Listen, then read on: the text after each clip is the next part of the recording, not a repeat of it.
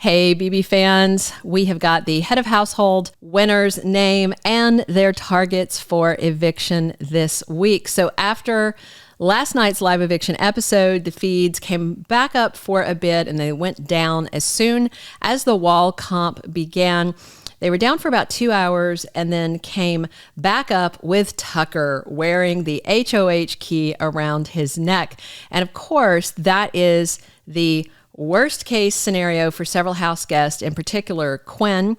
But it was a huge relief for T-Kor, Kimo, and Joseph, who knew they might face fallout from betraying their alliance and evicting Cedric, with the pressure more so being on T-Kor and Kimo. So they can all breathe a sigh of relief. And I mentioned that I thought Angela would be the first to fall off the wall in the comp, followed by Kimo, and that was spot on. They went in exactly the order I said. Joseph fell third, then Leah and Chelsea, one after the other. The next two to fall in rapid succession were Mackenzie and Brooklyn. That left four on the wall: Rubina, Tucker, Quinn, and Cam. Then Rubina went down, leaving the three guys on the wall. So not long after she fell, like 5-6 minutes, Cam dropped. I'm still wondering if this guy is sandbagging, because why be HOH and get blood on your hands since he feels like he's not a target? He may want to rethink his strategy, because if he fell because he wanted to and not because he had to, it may come back to bite him this week. So that took it down to arch rivals Quinn and Tucker. And just to be clear, Quinn was offered a deal for safety this week if he would go ahead and drop, but he turned it down and then fell anyway, leaving Tucker the winner after about 90 minutes of wall comp, which that's comparatively short to how long it's run in past BB seasons, when I think the record might be like 3 hours and 36 minutes. Something is long. So Quinn was seen on the live feeds hanging his head and looking very stressed after the comp, which makes utter sense because he assumes he's going up, probably going out. But Tucker later let Quinn know last night that he does have to put him on the chopping block, but says he doesn't want him to go. Tucker even told Quinn he would use the power of veto on him if he wins it again this week. Very interesting. So if not Quinn, then who is Tucker targeting out of everybody in the house? So Angela talked to Tucker later, and he told her his plan on using the power of veto on Quinn, but only if he does what Tucker told him to do. So he told Quinn, keep your mouth shut and do not tell anybody that I plan to use the veto on you. If you tattle, I won't. If you don't, I will. So that's the deal. Hopefully Quinn can keep it tucked in, because a lot of other people actually know the plan and they would know if they hear him talking about it. Because later last night, after he won, Tucker shared his nomination plans with Rubina, T-Kor, Angela, and Kimo. Alongside Quinn, Tucker plans to nominate Brooklyn and Cam. And he's going to keep Chelsea as his renom option if he takes Quinn down, or one of the nominees pulls themselves down, or somebody else pulls them down. Tucker's primary target this week is not Quinn, it is Brooklyn. She is on his radar for voting to evict Rubina, and then what Brooklyn said and did after the live eviction episode. So Brooklyn was insisting to Rubina that she thought that she was supposed to vote to evict her, that's where, the votes were going, the house was voting, all that. She told her and Tucker that if she'd known there were enough votes to evict Cedric and keep Rubina, she would have voted differently.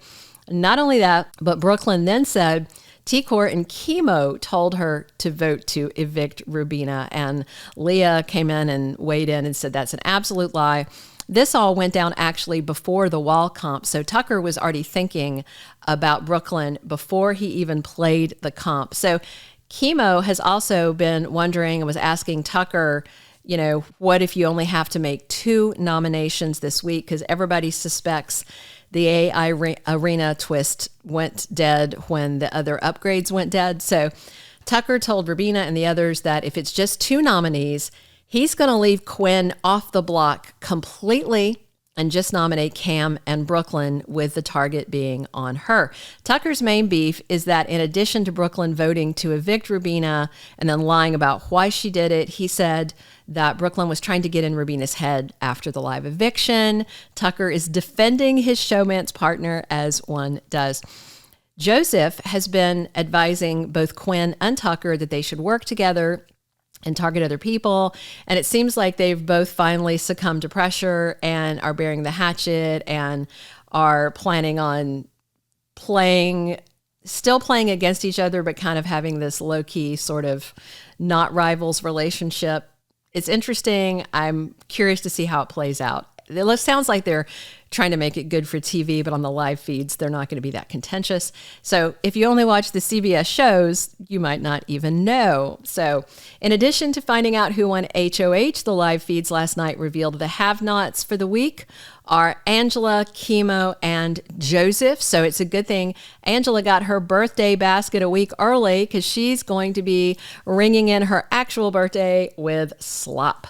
We also have an official name for the shiny new alliance of Tucker, Rubina, T-Kor, Kimo, Joseph, and Angela. They're calling it 6th Avenue.